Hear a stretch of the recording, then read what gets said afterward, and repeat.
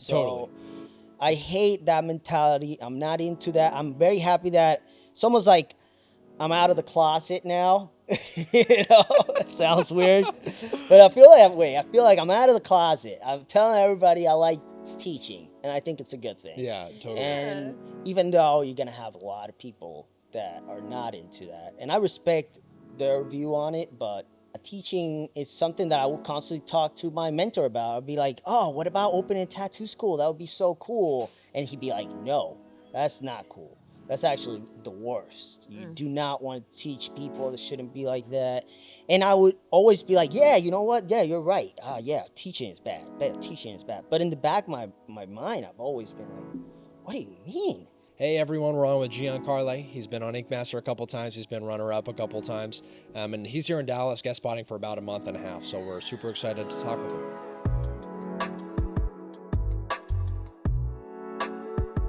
Do you want to talk about the fight you had this morning, or do you want to not talk about that? We'll bring it in there. As soon as we'll talk about my girl, I'll just jab it in there. You always talk about how much you love her, and that's one of the things that after Ink Master, I came back and told people, it's like, Gian loves his wife. I do. Love that. I love her so much. It's annoying. That was convincing. Awesome. Yeah, she really is so awesome. I know. Yeah. We all know she's the better one. What'd you guys fight about? Dude, it was crazy. Are we going? Mm-hmm. Yeah, all right, good. Yeah, dude, we were fighting. It was the most stupid fight ever. We're literally fighting. All right, I gotta go back. This is what's happening.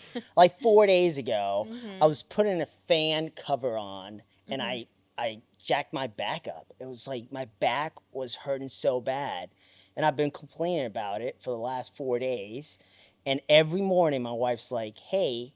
Every time I go like, "Hey, my back hurts. Damn, my back is pretty bad today." And she's like, "Hey, you should put some Tiger Balm on it."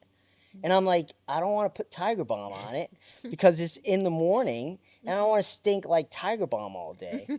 And then, after 4 days hearing the same thing over and over, "You should put some Tiger Balm on it. You should put some Tiger Balm on it." I got pissed off, and I was like, "I don't want to put no fucking Tiger Balm on it. I already told you I don't want to put Tiger Balm on it." And it just escalated from there, and I was driving here, and I was like, "Listen, I got a podcast. We cannot do this right now." So I turned around, dropped her off, came here. I'm going to do this podcast, and I got to deal with that when I get home.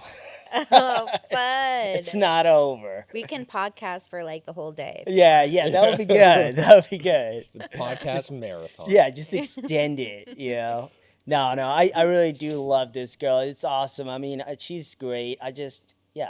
We live together. We do everything together. Sometimes we get pissed off. Yeah, So, it happens. It happens, man. And I read marriage books a lot. I love like the 7 principles of what makes marriage work, Yeah, and she like does that all of too. that.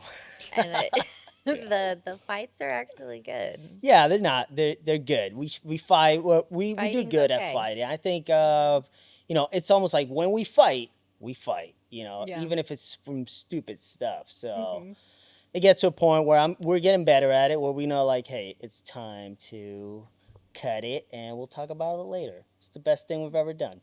That's so healthy. It is. It's It is healthy. really healthy. Yeah. And they talk about too, if you can kind of like laugh at it or like at the fight. Oh, and kinda hell no. joke. I cannot laugh at it, dude. It's like the smiling thing. Smile and you'll be happy. No, that's not me, man. But, it's like I tell people, artists are going through a lot of stress a lot of the time, especially, we go and have to deal with these clients, have to deal with this amazing work of art every time. I consider it, or I put it in the same category as a singer or a musician that has to do a hit every time they go out, 3-4 times a week. You got to do hits 3-4 times a week. Yeah. And it's a lot of pressure on it. Even as fine artists, usually you bust out a painting every month, every few months at the most. Yeah. And when we do it every day. Exactly. Yeah. We do it 3 times, 4 times a week. You know, most artists do more than that, but I do it 4 times a week, and that's a lot of stress. They all got to be great. You know, they all got to be amazing, and People don't realize how much, how tiring it is to tattoo because of how much effort, physical, emotional, mental, that you put into 100%. marking someone's body every day and trying to come up with a masterpiece. Yeah. I feel like a lot of people still kind of who maybe aren't in it still take it for granted or take it as a fun hobby and oh, it's no big deal. You're just drawing all day. And no, it is exhausting. Yeah, it's a lot of fun, but it's exhausting, especially for us. I feel like we're at that level where we're like, hey, I got to do something amazing. I really gotta. It can't just be another thing that I just did. It's got to be great, and that's a lot of pressure. At least for me, it is. I'm always trying to be better. So. Well, I feel like in the tattoo industry today, you have to do that because there's so many fucking cold ass artists out there, and you got to keep pushing your shit. And it's honestly especially when you have a large following, there's pressure on you to it's only a few people are seeing you when you're at the shop, but in a sense, it's everybody is gonna. They're waiting to see what you do next, you know. Everybody, yeah, and it's a lot of pressure in that part. But I do love tattooing. It's one of my favorite things, and it's probably why I invest so much time in it. But still, it's not as easy as what you would think, or a lot of other people think. Yeah. And the thing with tattooing too, if you think of a lot of people or anyone who feel like has fallen off or has gone stagnant, is the people who are doing the same stuff they've been doing. You can be the best artist in the world and do the sickest stuff, but after a year of seeing the same thing on Instagram and seeing the same thing come out, it's okay, I get it, and more people will come, and you have to constantly think of what to do next. Well, yeah, not even when the same artist is doing the same thing, but a lot of other artists start doing it too. So 15 years ago, when people saw Nico Hurtado doing color portraits, they're like, "What the fuck? I've never seen that before." But nowadays, somebody could do a fucking perfect color portrait, and it's oh, it's really good. But there's a bunch of other artists that can do it almost that good or that good, you know? Oh, yeah. I feel like I'm lucky in the style that I'm doing because not a lot of people do it and a lot of people want the style. So I don't have that much competition as somebody like Nico would have or a black and gray realism artist. There's so many out there and there's so many good artists out there. Yeah. So that's one of the things that I'm constantly, I don't know, man. I just, I don't want to fade out. So I'm always trying to make something different, amazing, and all these artists they got me nervous because all these kids are so good now. Oh my God! They're no tattoos. They don't have tattoos and they tattoo amazing, and it's the resources that they have now, and it's amazing, and it's what's pushing our industry and what's pushing all of us to do better because all these kids are coming in and doing incredible work. Amazing. It's awesome. Amazing. And it's there's definitely times where I'm like, fuck, I wish I had it like that when I was coming in the industry. Yeah, but we the difference is for them to be something amazing and be one stand out from the rest. It's hard because now they got so much competition. Yeah. When you and me started, there wasn't a lot of competition. I mean, there's always been, but not as much, and it was easier to stand out. Yeah. Now it's harder. I feel like there are a lot of artists nowadays, and especially with realism, because I feel like at some point everybody's going to be able to replicate a photograph super well. So you have to be able to do other things to it to stand out. But I feel like with the way the industry is now, there are a lot of artists that are what the fuck? This person is so good. How are they not blowing up? Daniel Brevik, the color portraits guy that we met at Evergreen, some of the best color portraits I've ever seen, period. And he's doesn't have a small following. He's got 27,000 followers, but I'm dude, this guy should be fucking huge. But it's just kind of the industry that we're in. Yeah, that's definitely it. It's tough. It's tough. Depends on the style you're in, and that's one of the styles. I mean, when I started tattooing, before I started tattooing, I was an assistant for a photographer for years, for almost like 6 years. Yeah, I would assist these guys How do with. you assist a photographer? They would tell me, pass me lens, a 60 lens, and I would just give them the lens, and I would set up their tripods and lights and stuff like that. Hey, Ian, we got a new person. Yeah, I was basically doing what Ian was doing, but no, for a no, big we need production you team. need to You got a new assist Ian. assistant. Yeah, I could do it. I could do it. I got you. Or like you're editing and you're like, hey, Gian, push this key. Yeah. No, push this Give one. me a Starbucks, Gian. Hey, speaking of Ian, could you check Gian's camera angle real quick? Ian is our podcast producer extraordinaire. Oh, beautiful. Anyway, so you're a photographer. It's like a golf caddy. You're like, hand me the 9 Pretty iron. much. Gopher, 100%. That was my title. I was the gopher. You know, go for this, go for that. And I loved it, man. At the time, it was $125 a day. That was, There you go. yeah, that was money that I've never seen in my life. Was this in the U.S. or Puerto Rico?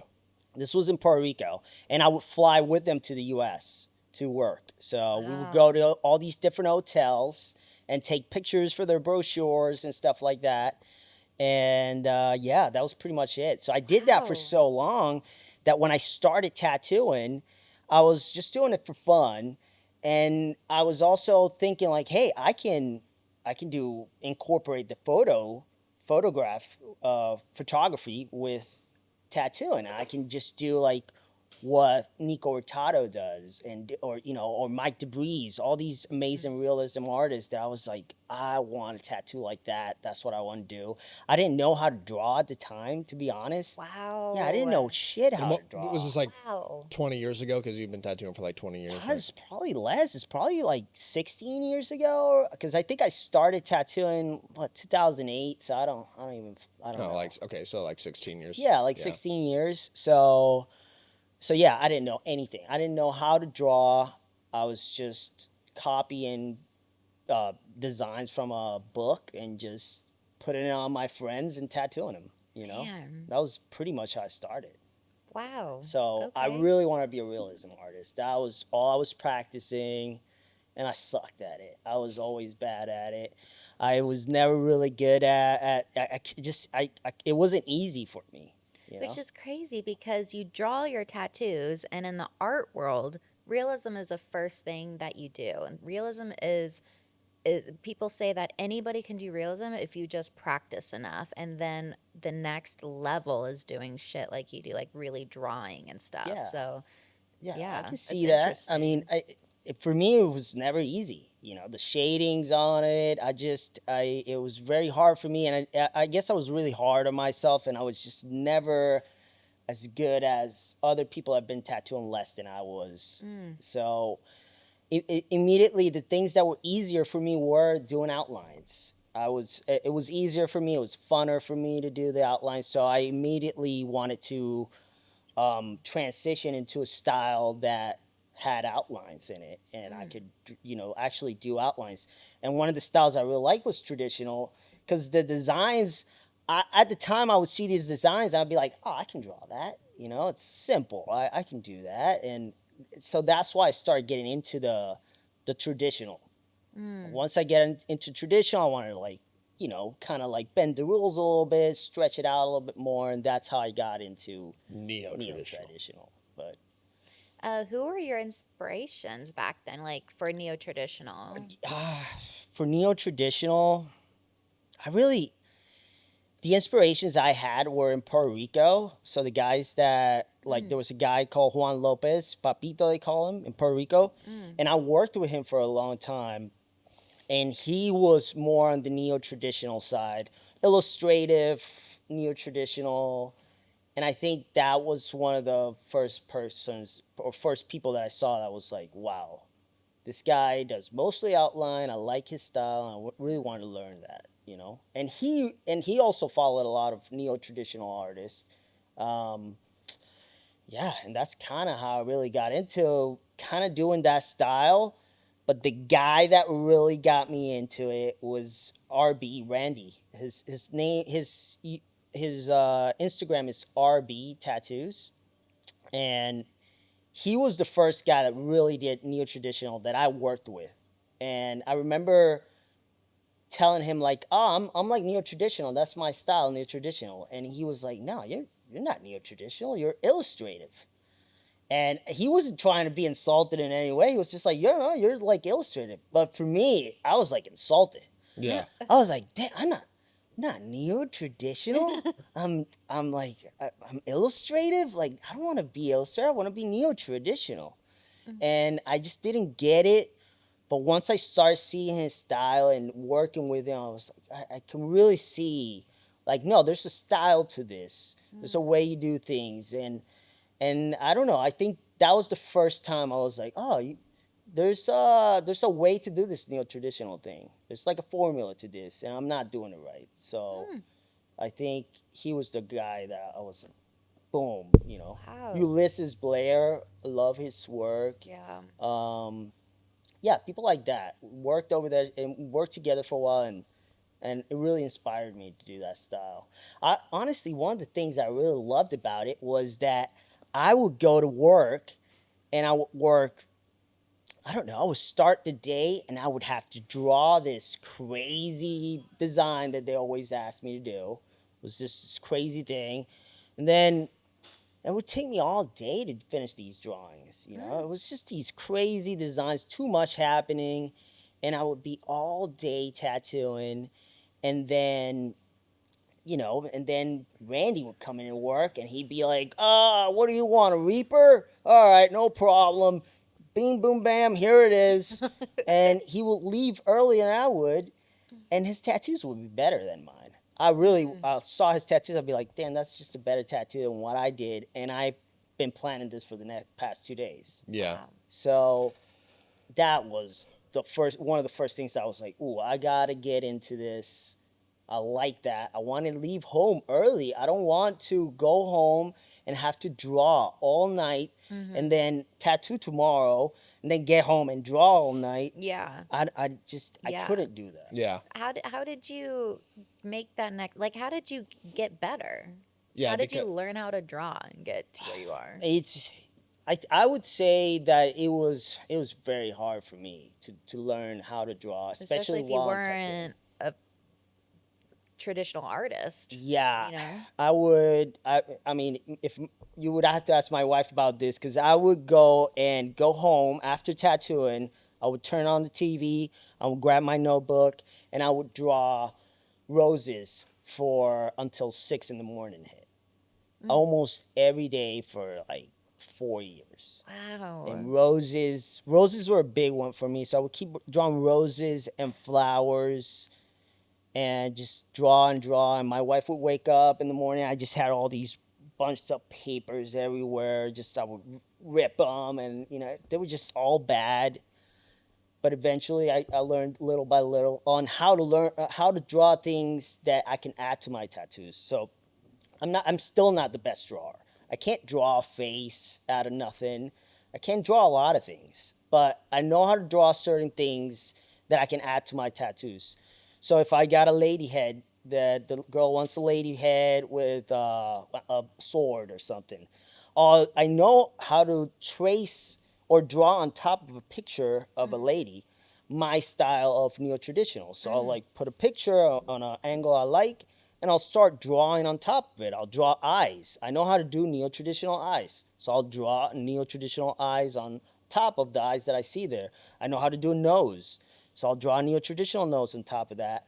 Same with the mouth. I know how to do the mouth. And little things like that is where I started learning. Then I learned how to do fire. Then I learned how to do smoke. And I would add that to all my tattoos. Oh, you want a lady head? Well, how about we do some fire? And Yeah. I would convince them constantly to do the stuff that I already know how to draw. I feel like one of the most underrated things in tattooing is just reps. Just doing stuff more and more to get better at it. And that's one of the reasons that kind of frustrates me when there are artists that aren't busy and they're just like not doing anything. And it's like you could either be drawing to get better at drawing, or you could be doing small tattoos to get better at the basics, pulling lines and basic shading and stuff like that. And I look at it from like a music background where, you practice a piece for hours and hours and you perform it maybe once. It's kind of the same thing with tattooing. Like the tattoo, like that's like the performance right there. And if you've got those reps, odds Yes. are it's going to be better. That's you know? 100%. That's exactly what it is. You got to practice it, and it's gotten to a point where you got to practice certain things that you can add to your tattoos. It will save you time at the end of the day, and we only have so much time to learn these things. By the time I feel like by the time you really learn and you're really good at it, that's about the time you got to retire, because you're already too old. It Yeah. takes 20, 30 years to really get into it, and at that point, you're already like, my body can't keep up. Yeah. So Yeah.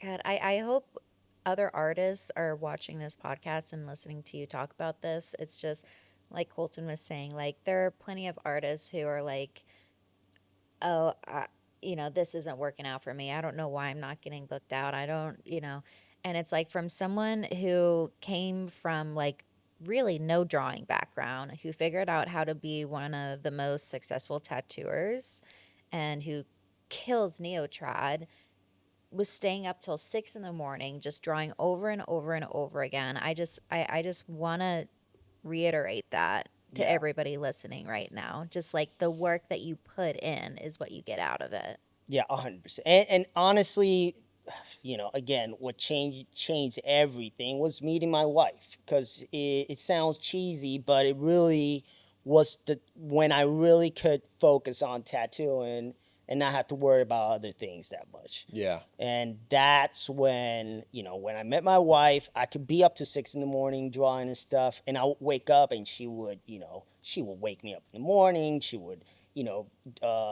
cook some breakfast and do stuff like that. That stuff really changes everything. Yeah. And my wife is great at that.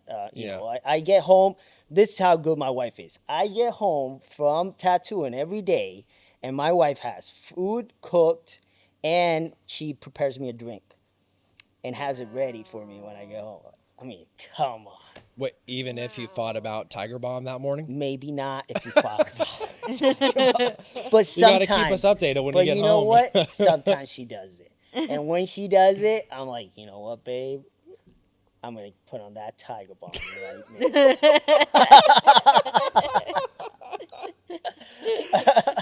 This podcast is sponsored by Tiger. Yeah.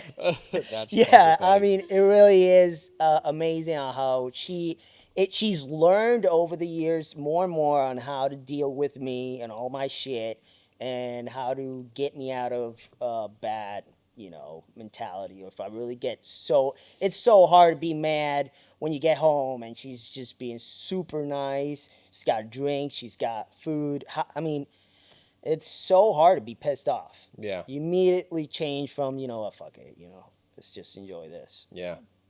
So, Well, that's super inspiring that you didn't really have any art background and you just like figured it out. One of my favorite books, and we were just talking about it last night, is Outliers by Malcolm Gladwell, and he's got this whole 10,000 hours of excellence theory. yeah. Basically, to become an expert at something, you got to spend 10,000 hours doing it. And the book is really cool. It uses a lot of case studies from sports to technology to being a musician.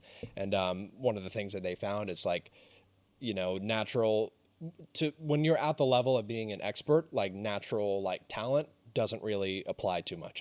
It's kind of like have you put in the hours or not?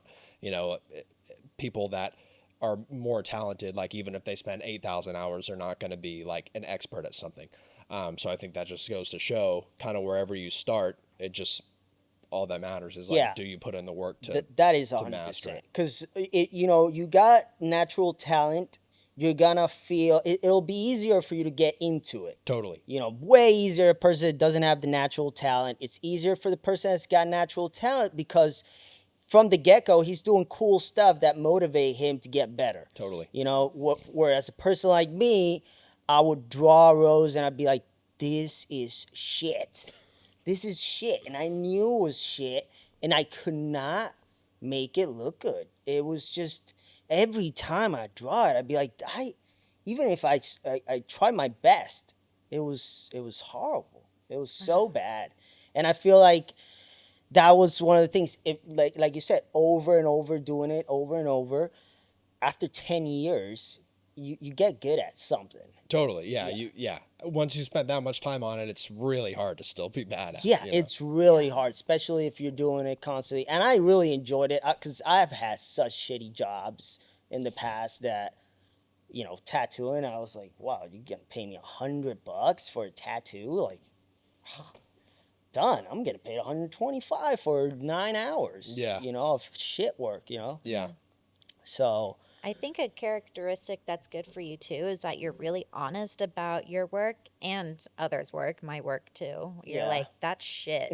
well, But like, Depends on if you're on Ink Master. Yeah, or for not. an but like to look at your, because like I also noticed that in maybe like artists who are like struggling to get better and stuff, they'll be like, instead of being like, what can I do better? They're like, look at this like sick thing that I did. I hate. But you're that. like, man, like what could I do better? And that's something like I've never ever been 100% happy with any tattoo I've done, and it sounds like that's your journey too. Yeah. You're like, I this haven't. isn't good enough. This No, isn't good enough. yeah. And as self-deprecating as it sounds, it's what helps you Yeah. get better. It does. And, over the years, I've gotten better at that, actually. I used to hate everything I did, no matter what.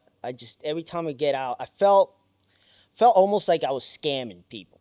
Because I felt that I was charging a lot of money for these tattoos, and they're not as good as other people that would charge you maybe even less, for the same tattoo. And I felt like I was like, especially after Ink Master. Especially after Ink Master, I bumped my prices up.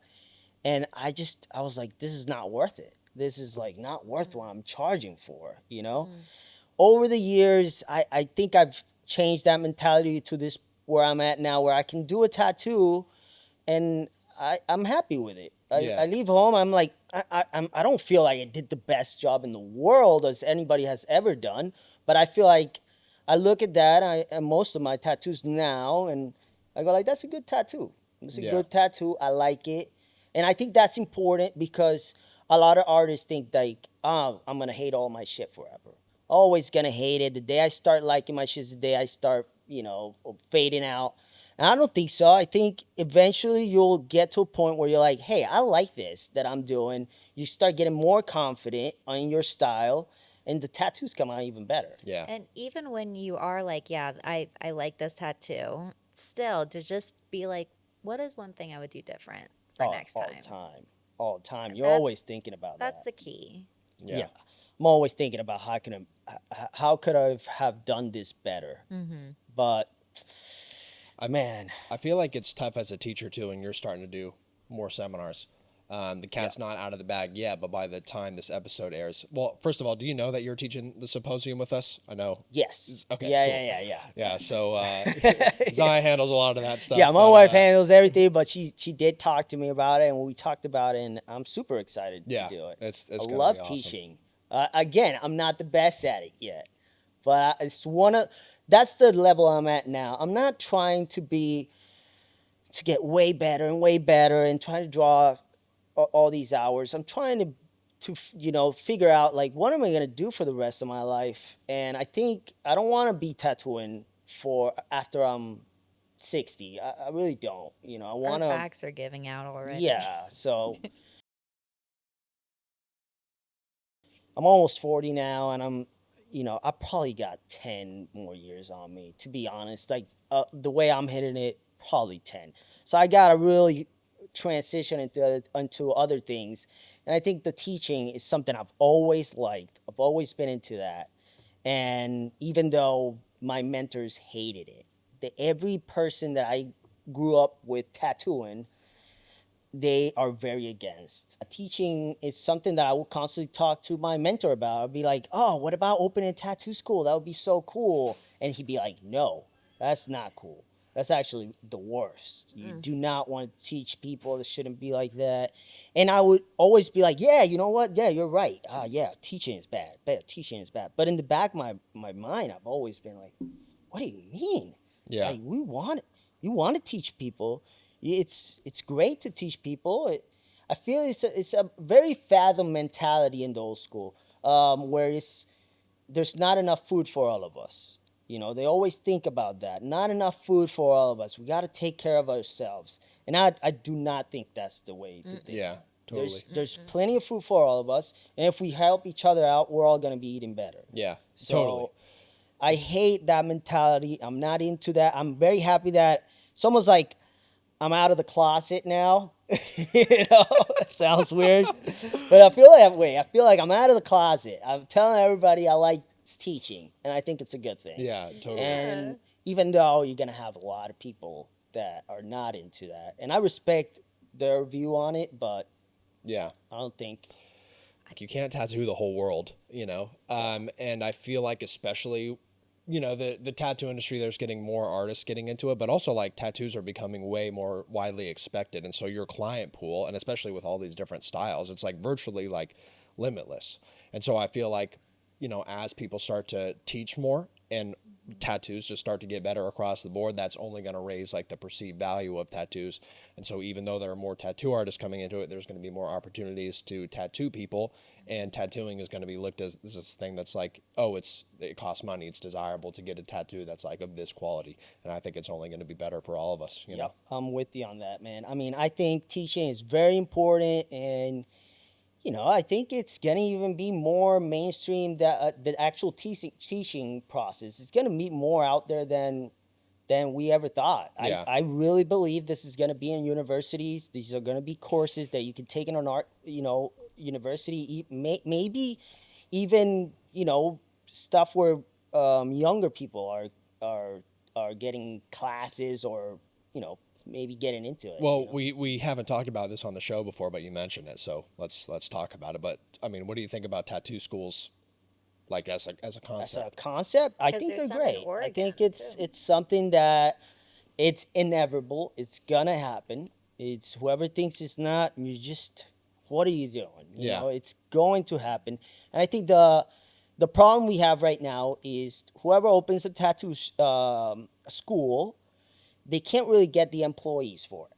So you can't really get these amazing artists to teach the kids, or to teach the people that are going to be in the school. Yeah.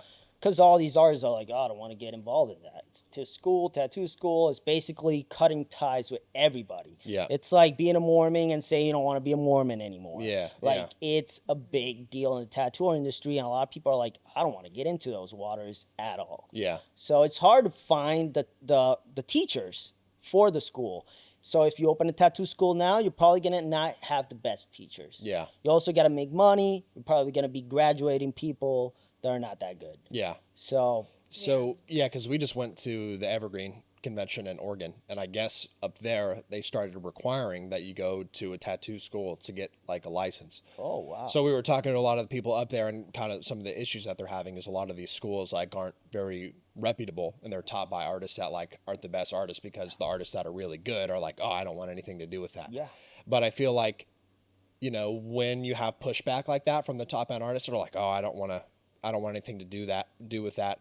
Then you get artists that aren't qualified just using it to make a buck. That's like, oh, I can make money off this, and they don't really care about like the quality that they're turning out there. Gian, let's do a tat school. I know we should do a tat school. Yeah, I mean, I because you're think like, so. I want to get better at, like you said, I want to I want to be better at teaching. Whatever, like the fact that you love to teach, that's what makes you a good I know. teacher.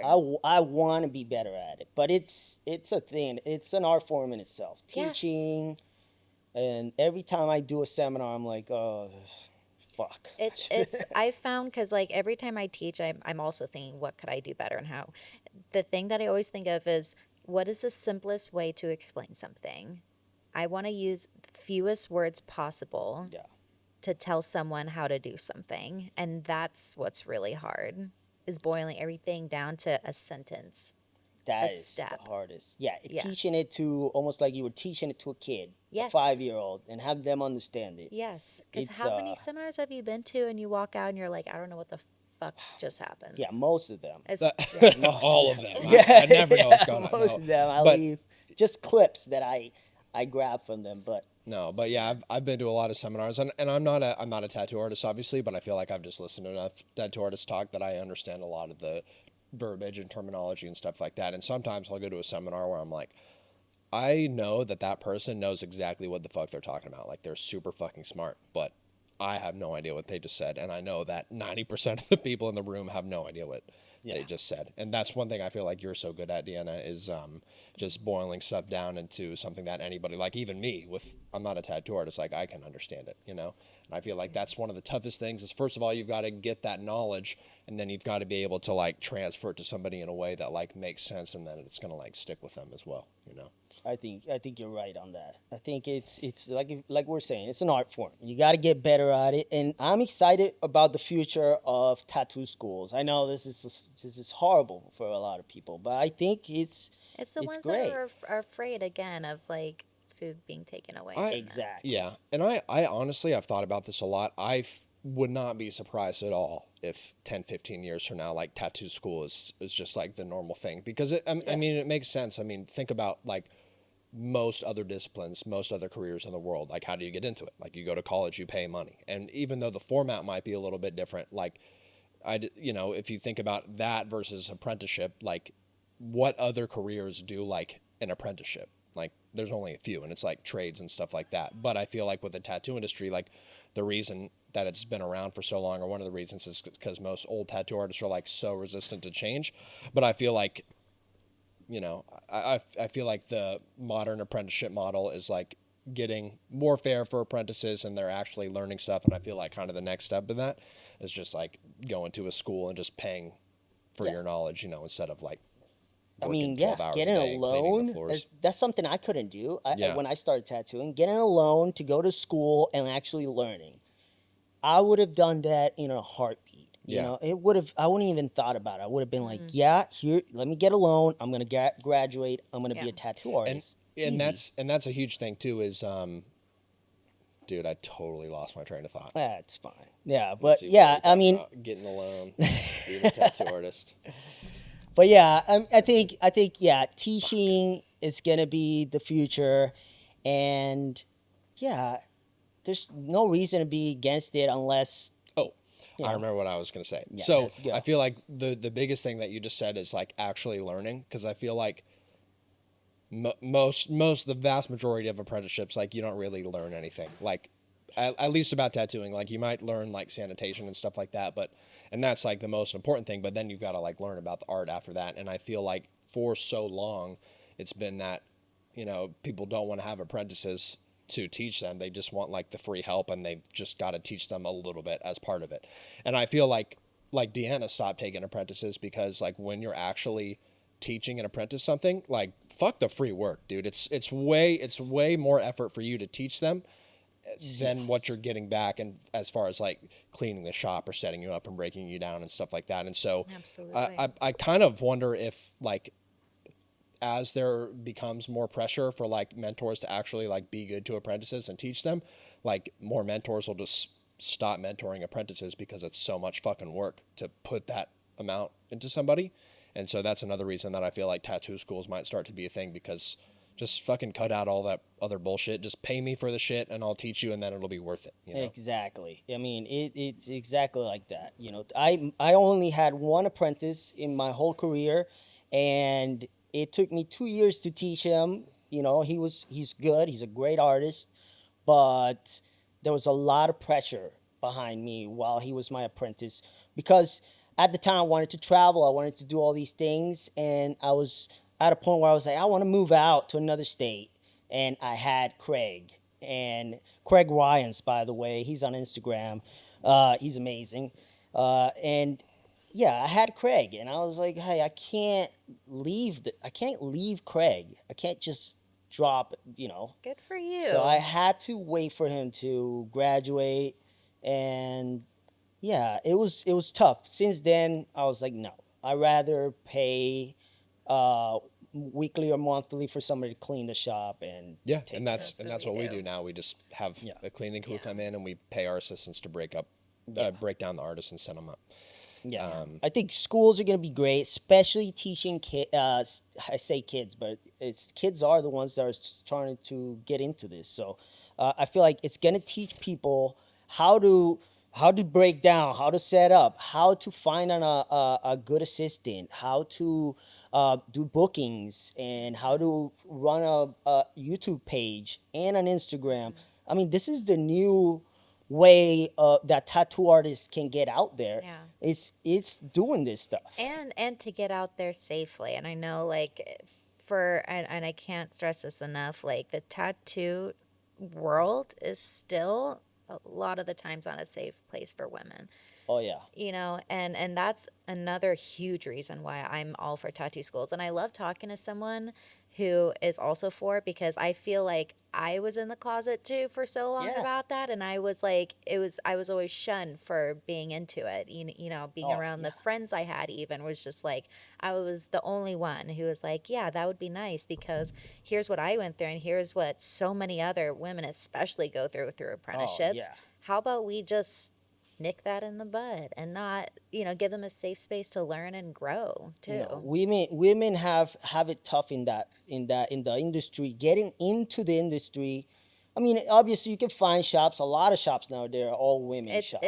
It's gotten better. It's gotten It's better in gotten that way, better. but still you're in an industry that is mostly run by guys, Not regulated not by regulated by anything. anybody. Yeah. So like you could get just fired because they don't like you anymore. Yeah. You Yeah. know? So There's no HR if you get sexually abused or exactly anything all like that stuff, and Yeah. I think that is obviously changing now, but it's harder for women to get into it than, because a lot of guys, I know a lot of guys that are like, I don't want a girl in the shop, you know what Yeah. I mean, like where it's all boys here and we don't want a girl, it's gonna like mess up our mojo, and Yeah. honestly I get it because I've seen the opposite side where it's an all girls shop and they're like, hey, we don't want guys here working with us, they can do guest spots, but we kind of got a thing, it's all girls here and we like it that way, and I get that too. Yeah. It's cool. It's fine with me. I get both sides. Yeah. But it wasn't like that 10 years ago. 10 years ago, most of the guys owning tattoo shops, you're a pretty girl, you get the job. Yeah. It's how it works. Yeah. Yeah. Totally. Yeah. I want to talk about Ink Master and how it felt to be second place twice too. I know. It Yeah. You sucked. suck, dude. It sucked. I suck so bad. Because you're fucking awesome. Oh, there and you go. like I was rooting for you. And Thank so I you. just want to know, like, what kind of goes through your head too when you're like, you're always almost there. Dude, it sucked. It sucked, but I don't know. It didn't suck as bad as I thought at the time. Because I remember losing it, or being before we went on, I was like, I'm going to fucking lose. I know already DJ's going to win. Like, I'm fucked. I was talking to my You wife knew about he was that. gonna win. Yeah, I already knew, like, the way the cards and things were playing out. I was like, I'm fucked. I'm going to fucking lose. I want to know what you felt when DJ showed up. I lost immediately. Weren't you there when No. he showed up? No. No. So when he showed up, I thought he was gonna be there for a day. So that's why you see me in camera. I'm like, oh, I fucking love DJ. He's the best. I build him up so much because I was like, I'm never gonna see this guy again in the show. He's just here for a day. So I can talk. I can be nice to him because I'm not gonna be competing against him. So I was like, oh, yeah, he's the best. And honestly, I am a really big fan of DJ's work. Love his stuff. Incredible artist. So, yeah, incredible artist. Way Yeah. before Ink Master, I followed him. And, always one of my favorite artists. So when I saw him, I was like, I'm going to compete against him one time. I want to beat him. I beat him in that challenge, I think, or we ended up, like, being tied. But yeah, when I saw him, I thought he was only going to be there for one episode, and then I knew that he was going to stay there until the end. As soon as we got back and all of us left, after the show happens, we all go to this little room to eat and stuff like that. And we went to the room, and I told all the guys, I was like, hey, we're done. We lost Ink Master. And everybody's like, what? You're just sucking his dick, Gian. Oh, come on. He's not even that good. I was like, what is wrong with you guys? I've seen all the season of Ink Master. He is one of the best artists ever in the show. He's good at coming up with really quick designs that look good. And he's good at a lot of different styles. He's just perfect for the show. And I knew we were fucked. We were so fucked. And everybody was just so against what I was saying. It was always like I was just saying this crazy stuff. And yeah, it ended up being exactly how I You were thought. right. Yeah. Exactly how I thought. Yeah. Because no offense, I was really worried about Deanna. But after Deanna was gone, I was like, yeah, that's why, Deanna, we were worried about you. Because we were going to kick out somebody else that day. Who was it? I think it was Hiram or somebody that we saw that was going. But as soon as we saw that you were on the option to go home, we just, dude, we were right on you. We were Y'all just were- like, yeah, her tattoo's the worst. Oh my God, it's the worst tattoo. Embarrassing. Get her out of here. Get her out of here. Some of y'all got really deep. Dude, it was Some so of y'all bad. cut real deep. I Dude, was like, damn, okay. Pong was crying when he got home, like when he got back. Yeah, because he was probably like the meanest out of all of them. But And we- everybody everyone dude. apologized. He bad. apologized. Yeah, me too. at I felt least. so bad, but we honestly felt like we had to do it because That actually makes me feel a little bit We better could hearing not that let you there. because I mean, I usually I think of Ink Master as like, yeah, we're all just gonna talk Oh, shit, but like those comments, like the worst. I and we felt like felt you so guys were bad. like killing me. I did the same thing to Katie, and I felt so bad with Katie. I was worse with Katie, but I was just, like worried that she might kick. I'd be in the end with her, and then I'd be fucked. Yeah. So you were one of the ones that I was like, I gotta get her out of here. And as soon as I saw the chance, oh, it was on. I would have said whatever it took to get you out of there. And yeah, you left, and as soon as you left, and Chris Shockley, I think was his name. Yeah. He was one of the first ones to leave too. Yeah.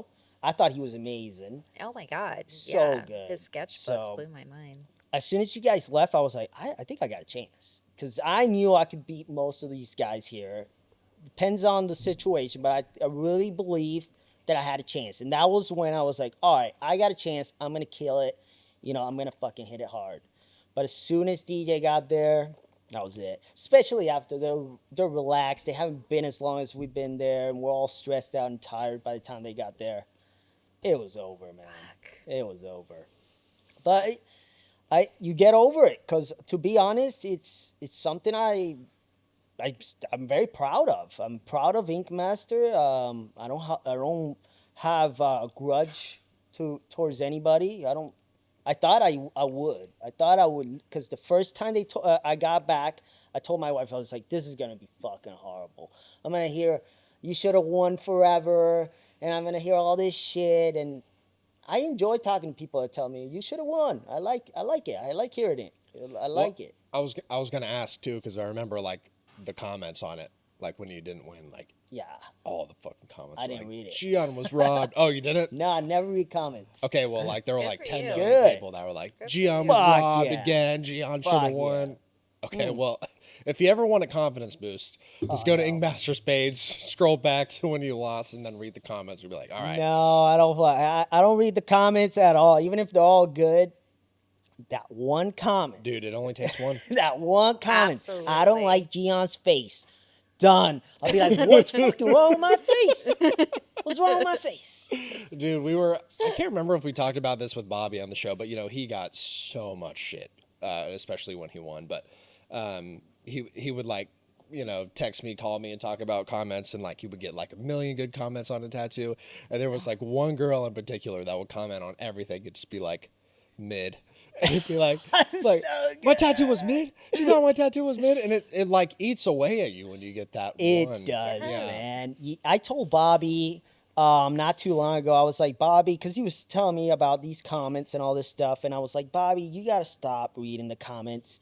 And even the good comments are bad comments. You don't want to listen to these good comments because you start reading these comments and you're like, you know what? I should have won. They actually did fuck me over. Oh, they screwed me over. Oh, these guys. You know what? I'm the best. I'm the best guy. Everybody says it. I'm the best. So you start believing that stuff.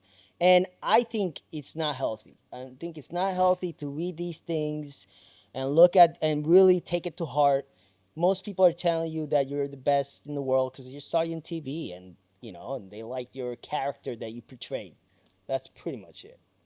Yeah. So I try not to look at the comments much at all unless it's my wife tells me like, hey, this person commented something, you should answer back or something. But I'm proud of it.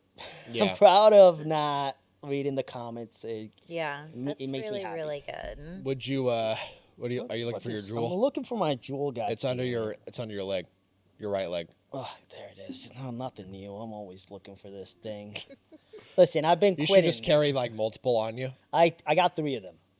They're not You in my got your pocket. car jewel, your work jewel, your in person jewel. Yeah. I quit cigarettes. I was a smoker for 20 years, pack a day, and quit cigarettes. Wow. I'm smoking the Juul still, but it's on my list of things I gotta quit. And You got to get on the Zen train, dude. I got some Zins too. I got Nicorette gum. I got Sin. They're all in my backpack right there. You just do them all at once. You got the gun, the patch, the Yeah, Zen. Your depends. If I'm in a plane or on an Uber ride, I'll hit one of those things. But yeah, I think smoking was really affecting me. Actually, that was one of the things that, as a tattoo artist, you don't notice it if you're a smoker. But coming in after smoking a cigarette and tattooing this person, you stink so bad, and you don't notice it. But man, that's a big. It also gets you tired. You just get too relaxed, and yeah, quitting cigarettes was a big deal, and it made me a better artist. To be Really? honest, yeah, Wow. made me work harder. I can tattoo now for 8 hours, where when I smoked cigarettes, I couldn't. I couldn't tattoo for more than 4 hours without being so tired and over it. Wow. How many fights did you and Zai get in when you quit smoking? No. Oh, when I quit smoking, it's the worst thing I did. I had to.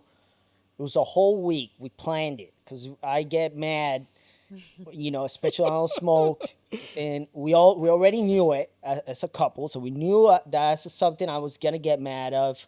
So for a week, I stayed literally in my room watching TV and sleeping.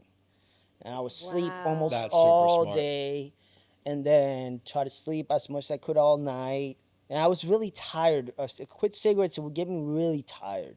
And I Yeah. didn't want to eat that much.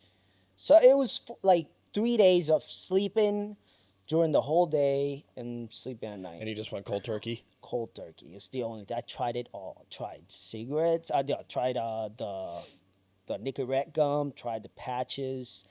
I literally tried it all. And the only thing that I quit was literally just going to sleep and taking a shower. I found things that I didn't smoke.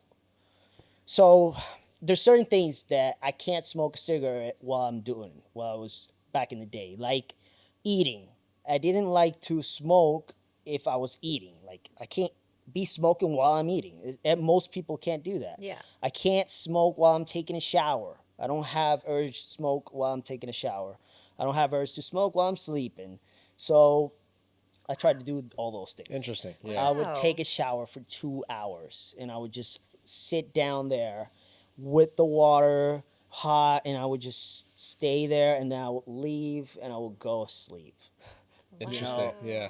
And then I would wake up, and I would eat candy a lot. All Twizzlers was a big thing for me. I would be eating Twizzlers. Yeah, and it took me at least 2 weeks where I felt better, and I would say a whole year before Wow. I was like, hey, yeah, Good for you for Do you- keeping up with that. Do you smoke at all now? Like any no cigarettes? cigarettes. You think if you picked it back up, you'd be like right back No, into I it? smoke one every once in a while with my friends. If they're smoking, I didn't want to be that guy that was like, no, you know what, I can't even touch them. I'll be back. No, I don't want to be that guy. I want to be able to do the same thing as I do as when I drink or I smoke weed. Yeah. I smoke it every time. I'll drink a couple drinks. It's not like I gotta go have a bender. So it's Yeah. the same thing with a cigarette. If everybody's smoking a cigarette and we're in a bonfire or something like that, and or people are smoking cigars, and I don't like cigars, I'll smoke a cigarette, and I'll blow a couple smokes. Tastes like shit now, but I can do it. Good You know? for you. I'm Finding happy. a balance. Yeah, it's the best thing I did for sure. Wow. Yeah. It's the toughest, Yeah. but yeah, I got it done. And now I got more time. I feel better if to work. You know, I don't stink as much. Now the next thing is this. I don't know. You're pretty smelly. I know. I- Well, I dude, don't stink as much. I think I'm like one of the few people in the world that like I love the smell of cigarettes. Like if somebody yeah. comes in smelling like a cigarette, I'm like, damn, I want a cigarette. And it smells like a party, man. Yeah. I got into Vegas the other day, and I went like the circus, and I got into that casino. I was like, oh fuck yeah, it smells so good in here. My wife's like, it stinks in here. I'm like, oh man, it smells like Dude, my kind of people. Weirdly, I love the smell of weed too. I don't even smoke weed, but like Oh, me too. when I go to like a concert, I'm like, damn, it smells good. Yeah, it smells. I don't know. Sometimes I'm like, I'm so hypocrite. How do you say- Hypocritical. hypocritical with the weed smoking. I like smoking it. I don't like how it smells on Yeah. people. Like if it's too much. Yeah. I don't know. Getting better at it. You know. So, would you go back on Ink Master again? You know, I say no all the time, but I probably would. Yeah, probably would. It's great for business. Yeah, the exposure is great. And you know, I like doing it. It's cool. I like doing it. I don't know. It's gotten to that point where I'm definitely at that point where going on Ink Master costs me a lot of money now. You know, I make more money, Totally. but my debts and my debt is higher now. So I gotta make more money and I gotta keep it up. And back in the day, not going to Ink Master, shit, I don't know how much I charged the first time I was in there, but it was probably like $800 a day or something like that. And it was a lot of money, but I could swing it for a month or two. You know, this time it's making more money. Now it's a lot of money that I lose. 3 months going out, no work. If what? How long it was it? Was it like 3 months, 2 months? Depends on how far 2 you're. months usually, but Depends I on how think long with you're on it. COVID, it's a Yeah, little it was longer 11 'cause- weeks. No, 10 weeks. Wow. That's almost 3 months. Yeah. Yeah. So yeah, so it was pretty much that, and man, that's a lot of money that you're not making. Yeah. I think they pay more now than they used to, but still, Oh. if you're a tattoo artist, especially charging what you charge, it's not Yeah, not they don't- anything close to what you normally make at No, home. they pay very little. We're talking about less than $300 a day, or not a day. Filming, I can't remember how much it is, honestly. I don't Yeah. But remember either. I don't remember how much was it, but it's not a lot. It's Yeah. not a lot, and it was, yeah, it's very hard to get to swing it. So it might have been like $500 an episode or something. Yeah. So you film like two a Two week. episodes a week, So it's like yeah. 1,000, maybe $1,500 a week, which is very hard for a tattoo artist that's got a lifestyle. He's got a certain money that he's got. Especially if you've got a house or a car Yeah. at home, I or a mean, shop. very yeah. tough, very tough, and So yeah. would you say that you tattoo a lot of clients that from Ink Master? I do. I think I did more back in the day, and now since more years have passed, I've getting more people that I tattoo them. They're like, "Oh, I didn't even know you were an Ink Master." Yeah. And that kind of feels good. I'm like, "Oh, Yeah, yeah, I that's like cool. when that I like happens. that." 'Cause Yeah. they're here for the art and not, Yeah. Celebrity status. One thing I think I've noticed with Deanna is like, yeah, I feel like you don't tattoo that many clients that know you from Ink Master. And I was even talking to Bobby. And he's Yeah. like, dude, the Ink Master inquiries are like the worst inquiries. They always they're want the like the worst. worst shit. And That's so- why I don't tattoo them a lot too. 'Cause Yeah. The inquiries are so weird. But I mean, and people ask Deanna all the time because when they cast for Ink Master, they ask like 20,000 people. And actually, for this last season, like the judges were just like posting on their story. They're like, "Hey, go apply here." for Ink Master." So I had like 15 people be like, Oh, can you they get me in just the show? asked me to be in the show. And I'm like, yeah, cool. so I mean, they're like, give me some advice. And I'm like, thinking like, fuck, like they're asking everybody, Yeah. you Yeah. know, and getting a lot of people's hopes up. so yeah. So side note, if you're a tattooer out there and they ask you to do Ink Master, I mean, it's cool. There's a certain level that you have to be at, but just know like they ask the bunch of people. And then the casting process is like tough because like they don't let you know until like right They could before. turn you. They turned down an ex boyfriend of mine. They turned him down like the day he was about to fly out. They were like, "Oh, we don't." Well, when We're good. when she did the last season, they let her know like 9 days before. They're like, "Hey, do you want to go on Ink They Master gave me again?" a 9-day Same. notice for this Same. last season. Yeah. yeah, this last season I was in, it was like a week or like 9 days Really? before. That's when they were like, "You want to be on it?" And I was like, "Yep." Yeah. Boom. And that was it. But anyway, yeah. So people ask her all the time, like, should I do the show? And I feel like it's like one of the best things that you can do for your career, even if you're not tattooing people like directly from Ink Master. I feel like it goes a long way to increasing like the perceived value of your tattoos because like that, like whether people know or have watched Ink Master or not, like the second you're like, oh, I was on a TV show, I was on Ink Master, like they're instantly gonna think that your tattoos are worth it. I use like, that's it fucking all cool. the time. Dude, it's all over your website. I'm like, man. "Hey, I was an Ink Master. Can I get a free Coke?" Yeah. No, but for real, I use it all the time. I'm constantly like talking about it, and I got no shame. Honestly, I talk about it. I'm happy that I did it. Yeah. It gets me clients. It's great. Yeah. It is Honestly, it's great. great, man. Even if you want to buy a house, I was like, "Hey, I'm an Ink Master." You know, a lot of people like the show. It's great. You can use it in your favor. Or when you're trying to open a shop. Oh you know, yeah. if the landlord's like, oh, they were on Ink Master, they're Yeah, kind they're of a big legit. deal, you know. Yeah, I mean that's why like it's still in her Instagram bio because like it makes a difference when people go to see that. Yeah. Yeah. In New Hampshire, we did it every time. We were looking for a shop not too long ago. We did it in all the shops. A lot of shops we wouldn't mention it, and you could see that they were like, "Oh, this guy's gonna bring like motorcyclists here and Harley Davidson guys, and it's gonna be a whole bike gang." And once you tell them like, "No, I'm in a TV show," their demeanor immediately changes. Yes. So I mean, I think it was great, and every time they ask me, they're like, "Hey, should I do the show? You think it's a great idea for me to do?" Absolutely. Absolutely, yes, do it. Even if you're on there for One 2 day. episodes, Yeah, even if One it's day. the first one, you're out. just like get people to see you Yeah, and and follow you on Instagram. Yeah, and she got a shit ton of followers from just the 2 episodes But that she was I on. also have to say there are people that go on Ink Master who get nothing out of it. The trick is you also have to have the work to back you up. That's it. And you have to be consistent with posting. Consistent with posting, there's a lot of luck involved in Ink Master. You know, you can get lucky and get the great canvases. You can get a back canvas, and it can ruin the whole thing. Yeah. I've gotten really No, but lucky in it. but that's a really good point too because I feel like when people followed you from Ink Master, they like go to your page and they're like, "Fuck, this girl's badass."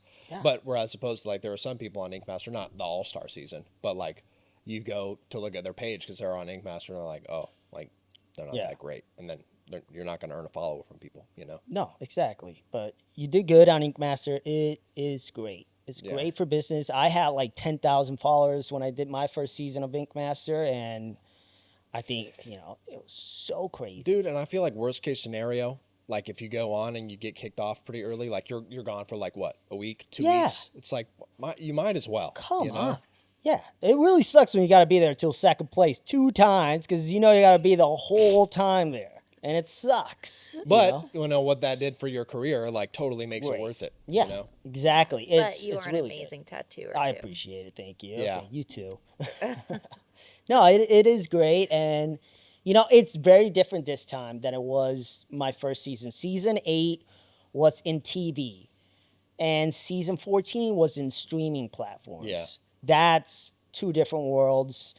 Streaming platforms, it's not as mainstream as the other ones. When I was in season 8, it was huge. It was so big, and I remember filming the show, got second place, and leaving there, and me talking to Aaron, I think it's his name, Aaron. Fuck it, he's from one of the older seasons, and I was like, I don't know how many people are gonna watch this thing. I don't know if it's gonna be good. And he was like, bro, this is gonna be crazy. It's gonna change your life.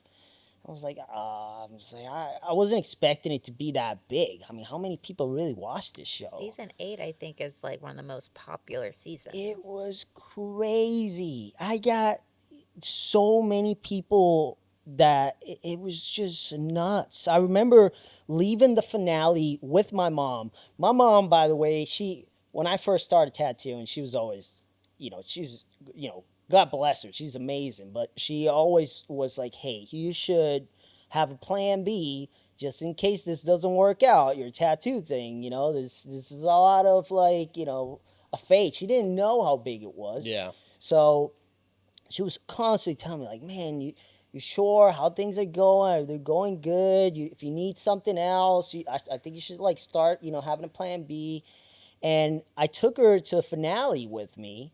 She brought a friend, and I was like, Mom, I'm in a TV show. She's like, what TV show? I'm like, oh, it's in Spike TV. She never heard of it. She was like, all right. I'm like, hey, go to the finale with me. I would love for you to go. She flew in and went in New York to the finale. And man, when my mom saw that, I was like in stage. There was hundreds of people there. It was, hundreds of people with Puerto Rican flags. It was crazy. Dude, that had to blow her mind. You got a what? That had to blow her mind, dude. That had to be fucking awesome for her. She was amazed. She's so she couldn't proud. believe it. And then we left there, and I remember leaving, and we're walking down the street, and people were just like, oh my God, you're Gian, you're that guy. I'm fucking so sorry. You just, because it was live. Yeah, yeah. So they were all like, oh my God, we just saw it.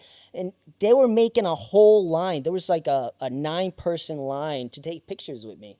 And my mom was just, Dude. she was crying. Her friend was crying. I mean, it was the best thing ever. It was And the she didn't know what you best. were doing until you were like, hey, come to the finale. She knew, but she didn't think it was a big deal. Yeah, She thought yeah. it was like a little, YouTube show or something, Yeah. So when she saw that, now she tells everybody that. Yeah. Ink Master and, yeah, my son's full of tattoos. If you want Dude, tattoos, my that's so son's the best awesome. tattoo. Yeah. So.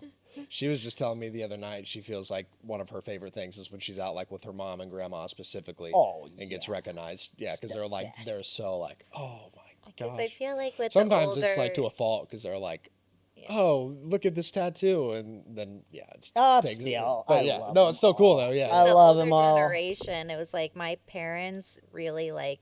I felt like they were proud of me once I was on TV. That was like the pinnacle for them. Of course, it was so cool, and I loved it, man. And honestly, we both know this doesn't last forever. Yeah. And it's not the same as an actor or somebody that's very famous for other reasons. They'll probably be famous forever doing that stuff, and that's a lot of stress because now like, oh, you know what, this is my life now. I can't go out in public. Like, that's not the same for us.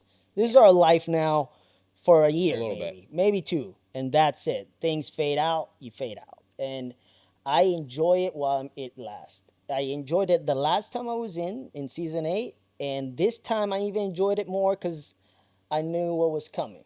So I stop every time what I'm doing, and I talk to a fan, and I love it. I never get insulted.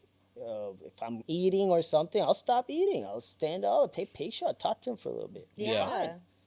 That's awesome. It's great. I love it. That's awesome, man. The last thing I want to talk about is the going to sleep. Oh. Yeah. Yeah. The anesthesia stuff, huh? Yeah. So what are your thoughts on going to sleep while getting tattooed? It's a lot like the school, when we're talking about schools, tattoo schools, it's... Well, and yeah, maybe let me know too, or everybody know like what your involvement is. So my involvement in it was, man, I got to go back to how it all started. I went to get my wisdom teeth removed, and I had to go get anesthesia for the first time. So I went through this whole process with the anesthesiologist, and I loved the guy. He was so cool. And he was really nice. And I asked him, I was like, hey, you ever thought about doing this for tattooing?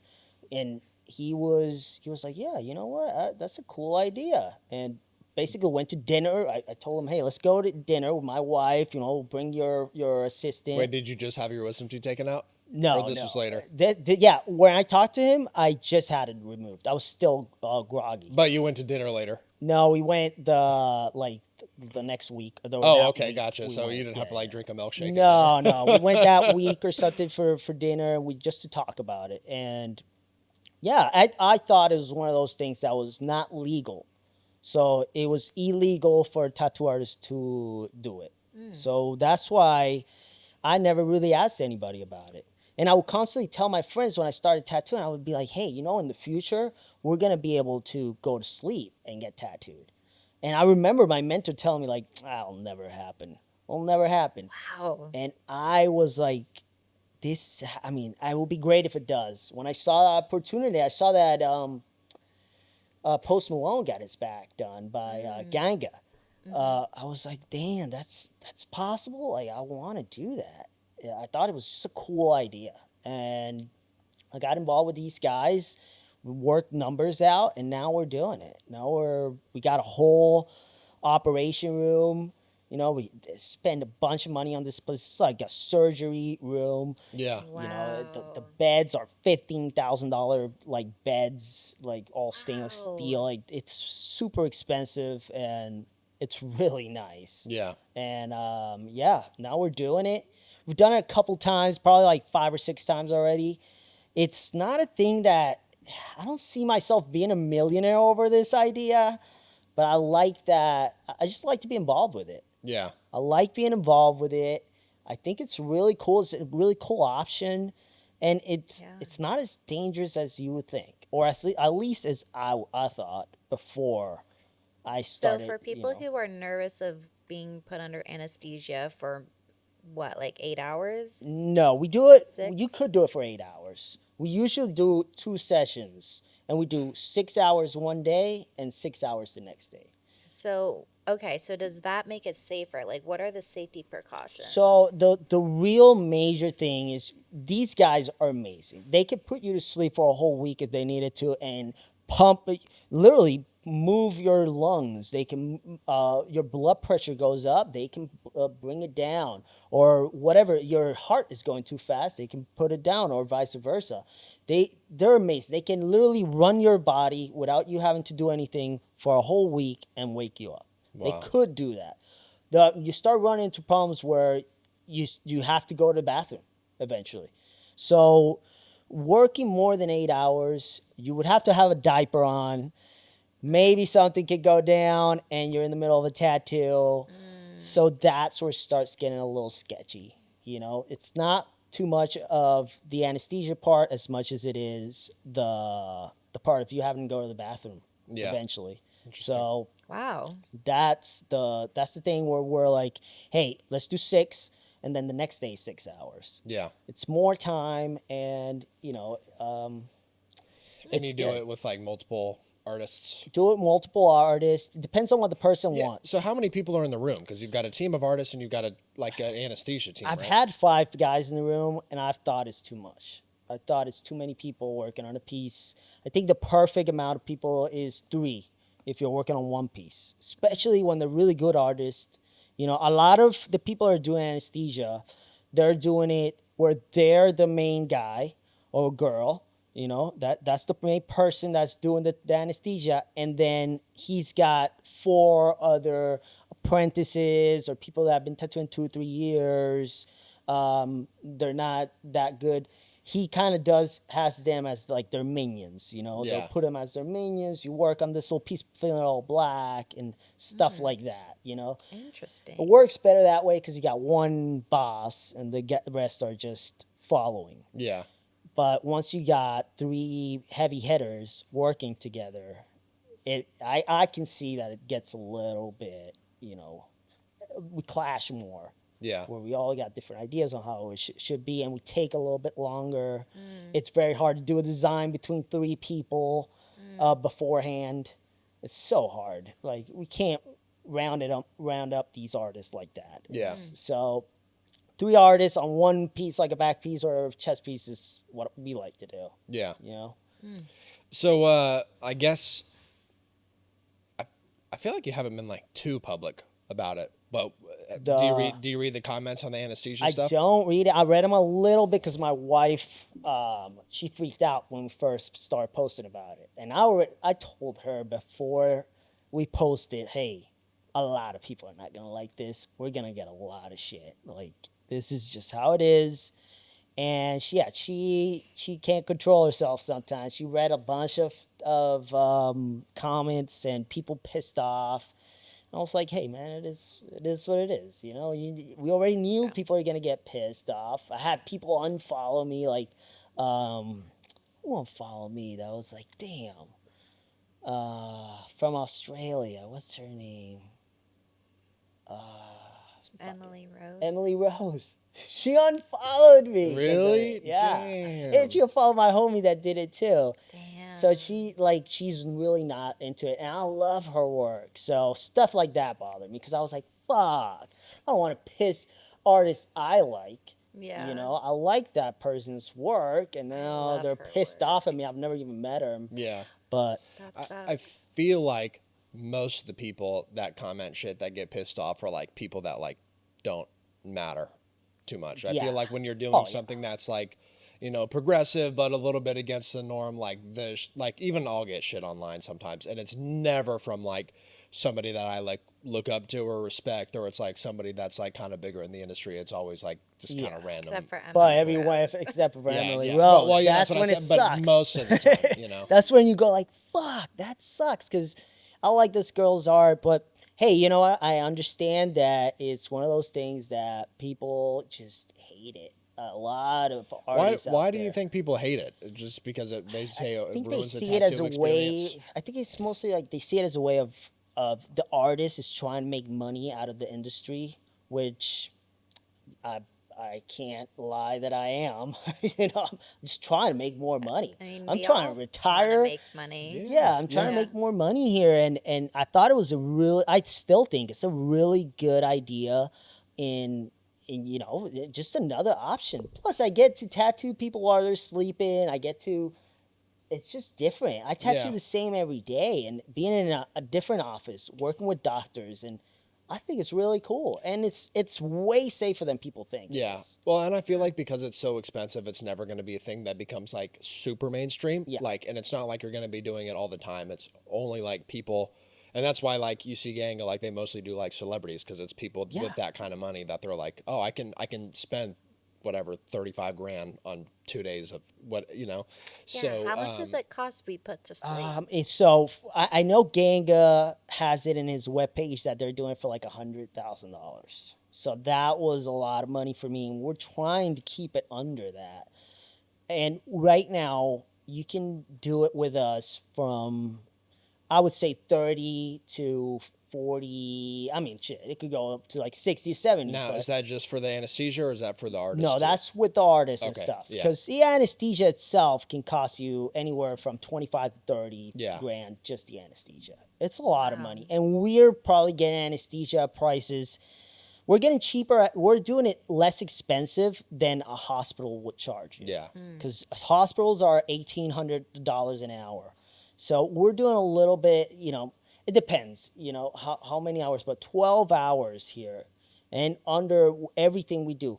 And in that price is included, we do all the bookings. So we find the artist you want. We do the whole booking. We round together these artists.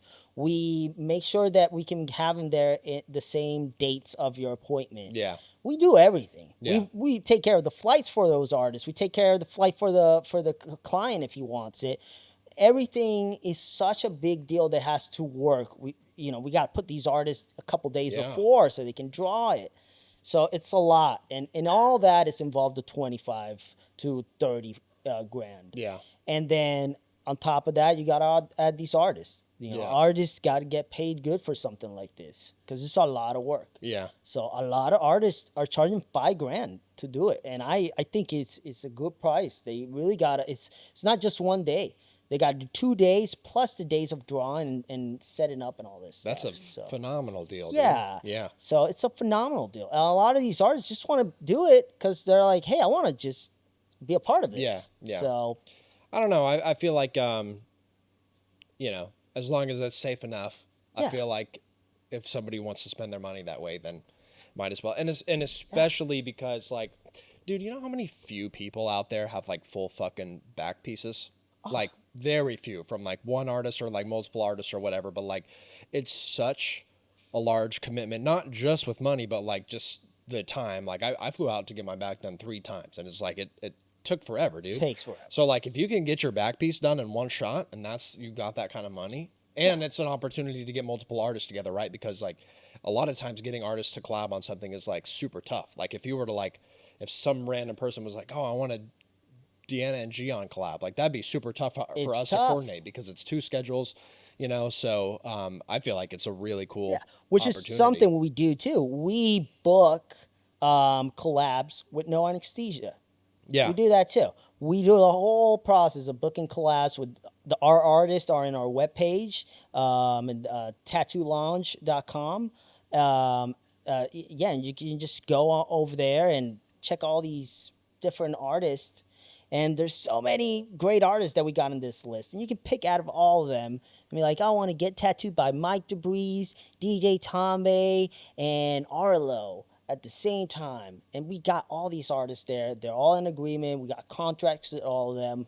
And we can just book it for you. And That's you just insane. get tattooed. Yeah, That's that's super insane. sweet. Even with the no anesthesia, like Even the with the no fact that you've anesthesia. created something where people have that option is insane. It's awesome. I thought it was a cool idea. I love working with them, and yeah, the anesthesia it's way less dangerous than you would think. It's like our anesthesiologist says all the time. He's like, hey, if you go outside and it's not raining, and it's raining, can you get lightning struck?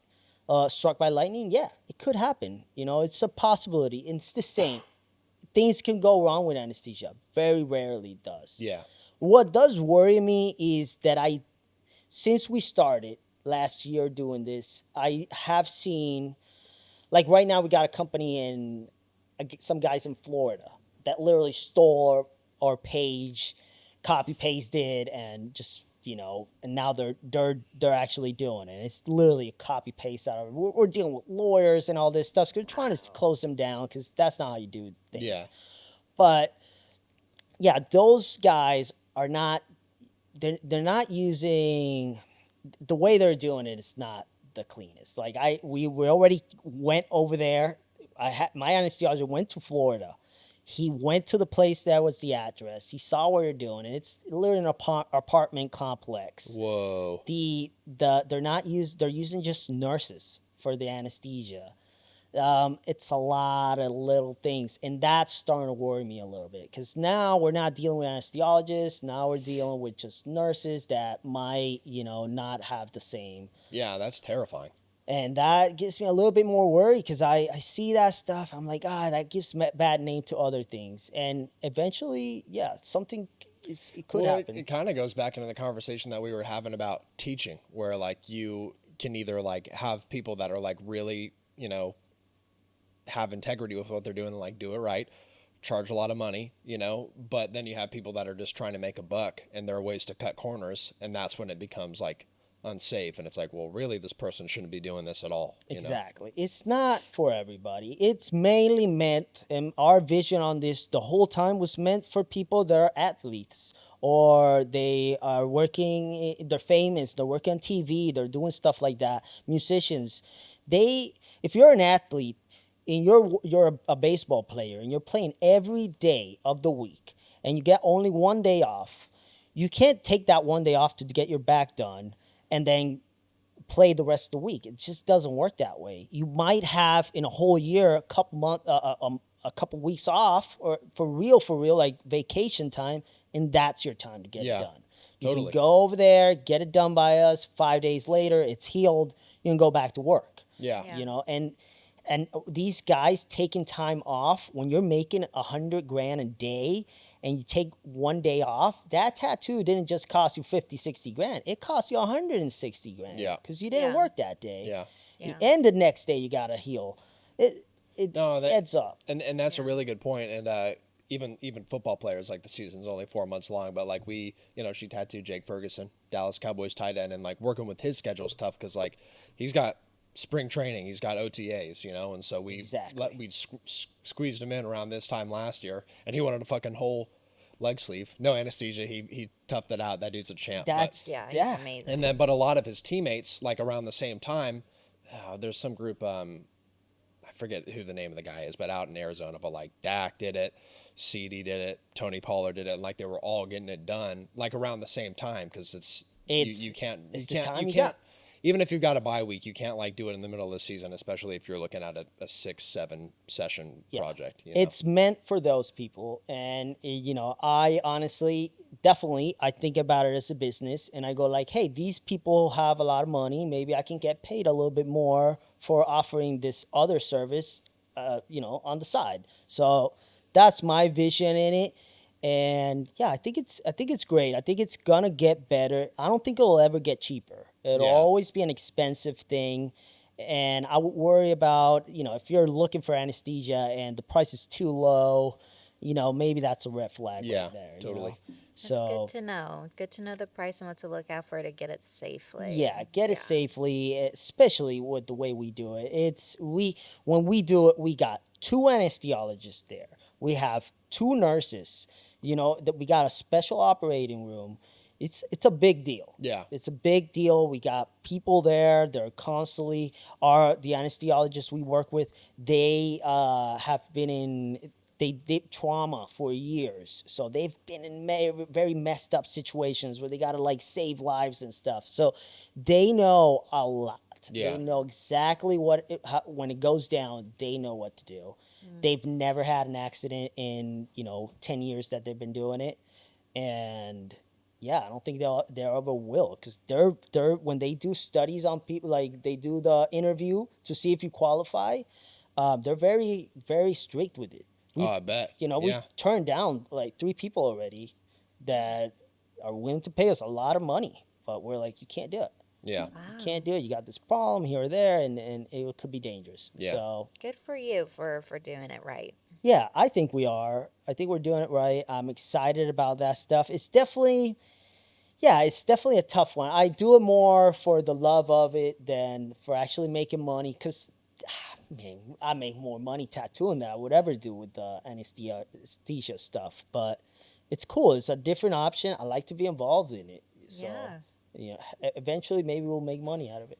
Yeah. That'd be great. That'd be great. Yeah. That'd be great. But right now, we just love being part of that industry and that part. And yeah, it's getting cool. I mean, I remember tattooing Kyle Loach. He was a baseball pitcher. He was a pitcher, and I tattooed I can't remember what team it was in. I think it was the Bruins or something. And I flew out to tattoo a bunch of the guys in the team. I was with them for a whole week staying there. And I would have to tattoo him after 6 o'clock at night. They would get out of their game. He would go to my hotel room, and I would tattoo him until 6 in the morning. Jeez. And then I would go to sleep. He would go for practice and go do another game. And then at 6 o'clock, he would come back. I did that for 3 days in a row. Wow. And this guy, he can't use Sanoderm because they can't put anything in their arms. It was the craziest thing.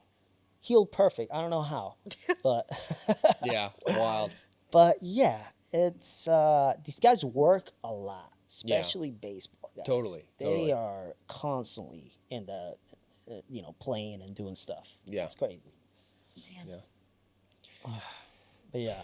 Absolutely. Well, is there anything else you want to talk about while we got you? No, I Want think to talk about Tiger Balm anymore? Tiger Balm, I'm sorry, babe. I'm going to go home and put some Tiger Balm on.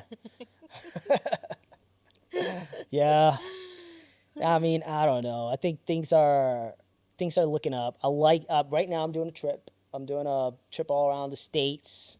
Me and my wife just got a trailer. Well, we got it last year. Yeah.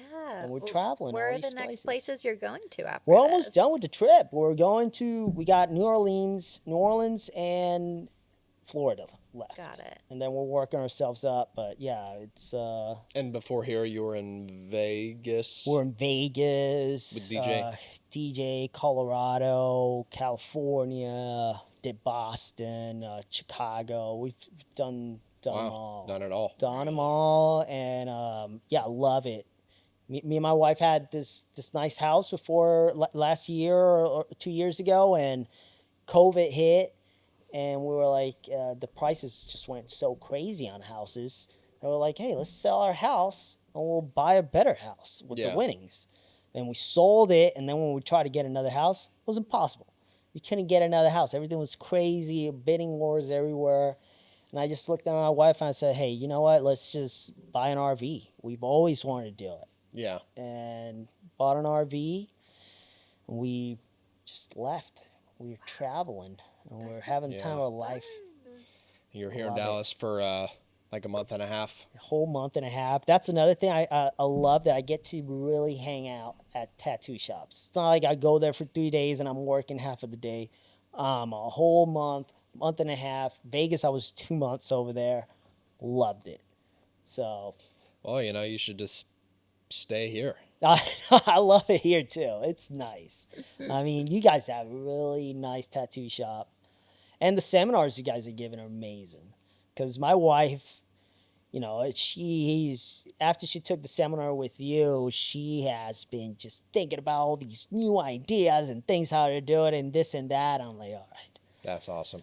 Yeah, she's really loving and, that. and she's super awesome. One of my favorite things about that seminar was just everybody participating and chiming in, and like she doesn't even have a shop, but like whenever she chime in, I'm like, Dad, like Nice. she's so smart, dude. She knows what she's doing, and Yeah, I know she that really does. when y'all open your shop, like I know it's gonna be the fucking shit. Yeah, I know. It's been years we've wanted to open a shop, and every time we get really close, we're like, I don't know. I got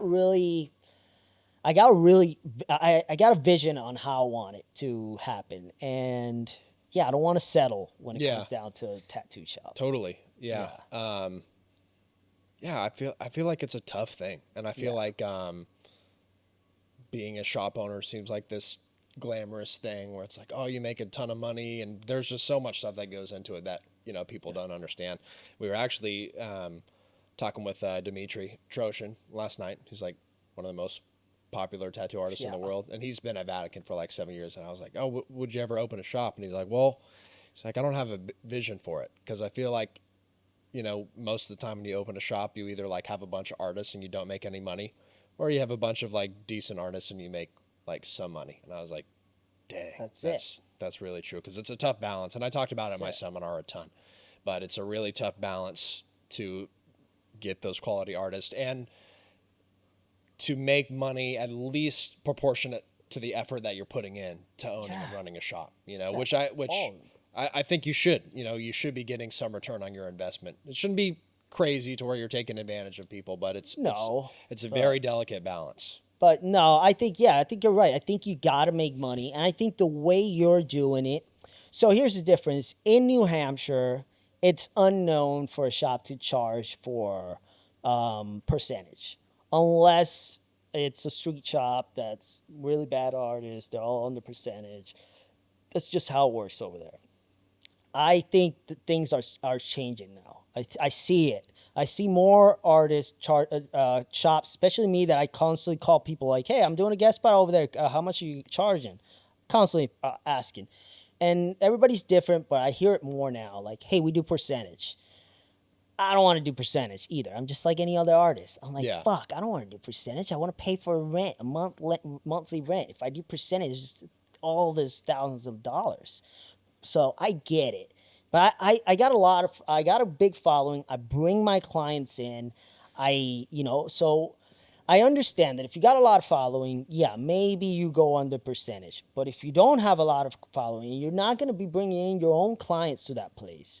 And you're going to be asking clients out of that place, you got to pay percentage. Yeah. And if you're a tattoo shop and you're charging percentage, you got to offer something to the artist. You can't just be like, hey, here's a chair for you and a lamp. And, good luck. I want 30% of whatever you're making. Totally. Right. It's dumb. Totally. It's stupid. Right. You better put everything. Yeah. You better do it. Yeah. And I think that's when like those shops run into like trouble with turnover. Because at those shops, of course, like why would you give up 30-40% of your commission when you can just go pay booth rent somewhere else and get the same I can just benefits? rent a fucking hotel room. Yeah, seriously. I can just rent a hotel room, a beautiful hotel room, and tattoo there. $250, $300 a day hotel room, and my clients would love it. Yeah. They love getting tattooed in a hotel room. They're like, I am special. This is just for me. Yeah. They love it. Yeah. But I don't like to do that. I like to go to the tattoo shop. I like being around other artists. And I've never gone to a tattoo shop like yours that offers photography. That blew my mind, because that is a very big deal for me. I leave very tired. You see how I work. I work here till 9, 10 o'clock every day. So I leave tired. I don't want to take these pictures. And my pictures come out like shit. And it's just so depressing. Having a photographer there that I can just be like, here you go. See you later. I'm going to break down. My God, it's amazing. Yeah. It really changed my mind. Well, I think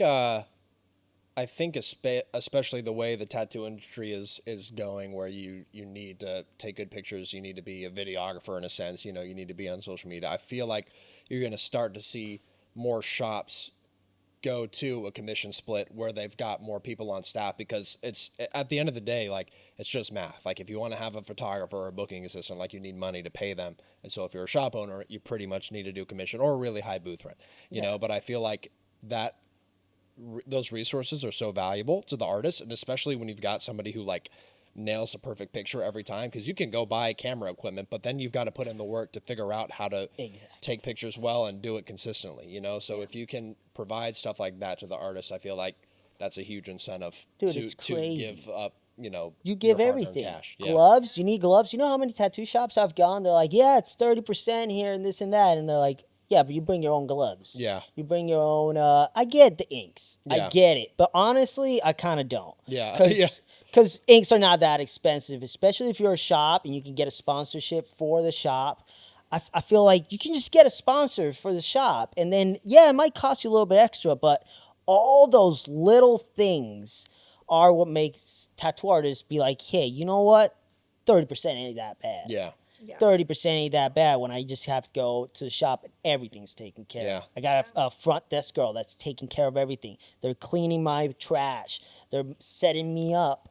Everything. And now all I got to worry about is tattooing. And that makes you a better tattooer. That'll get you more money in the end, and that's it. And that's what we're trying to do. Just have our artists like only do tattoos, and we'll handle and little everything by else. little, you're changing other people's mentality of being like when I open a shop in New Hampshire, which is gonna happen soon. Definitely, we're going for percentage. This is how we're doing it. I know a lot of artists are not gonna like that, but I will offer a lot, and you will see that, and you will receive that. Yeah, and one thing that we've found is that the commission split, it's a tough sell sometimes. Yeah. But when an artist comes into your shop and they can feel those benefits of that, like, our artists don't leave. Like, they're like, oh shit, like, and we've had multiple artists like say during seminars, they're like, they take care of everything. I'd much rather pay them a commission split than have to do it all myself. And that's powerful. But you got to take care of everything. A lot of people don't want to put in the work. Totally. They want to own the tattoo shop. I mean, I see it all the time. Let's open a tattoo shop. Deanna, let's open a tattoo shop. It's basically your rent. You don't have to pay rent no more. Yeah. It's you're no more rent for you, no more rent for me. Everybody pays rent, and then the tattoo shop runs itself. Yeah. I'm happy with that. That's how it is. I see it 90% of tattoo shops out there. Very little money on the side they make. Yeah, and there's nothing wrong with that. It just depends on, like you said, how much effort you want to put in, and if you want to be making money back out of it. But how can you be motivated when you're not making money? That's true. Yeah. You're not making money for this. You're making $1,000 here and there. Like, you're not making the money. So you're like, fuck it. I don't need to refill the fridge this fucking week. Fuck them. Have them get the drinks. Yeah. Why am I gonna put Red Bulls in the fridge? That's too expensive. Yeah. I see it all the time, and it's the little things that keep people here. I go to this shop, everything is taken care of, and you literally just have to walk in, tattoo, and then get out of there. Yeah. And that's such a big deal, dude. Yeah. I mean, it's I'm glad you liked it. Oh, yeah, thank you, man. Yeah. It changed my mind on how a tattoo shop should be run. Yeah. So awesome. I'm trying to do my part when I get back home. Trying to do my part in changing New Hampshire's view on that. Hey, man, we're going back to fucking Yeah. percentages. Well, I can't wait to see it. I know it's going I to be can't amazing wait. with you and I Zai know. running It's it. gonna So be cool.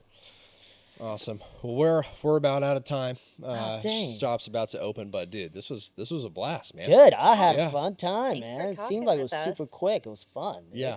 I loved it. Awesome. All right. Well, follow Gian on Instagram. What's your handle? Instagram is Gian Karle Gian Karle at Instagram. On Instagram at Gian Karle. Yeah. On Instagram at Gian Karle. Awesome. I don't use Instagram. But yeah, I'm on that thing. Sedation Lounge Inc. That's our webpage too. You guys Cool. can check out all that stuff. And we also got Instagram, Sedation Lounge. And check out our stuff. Awesome. Well, thank y'all for tuning in. We'll see you next time.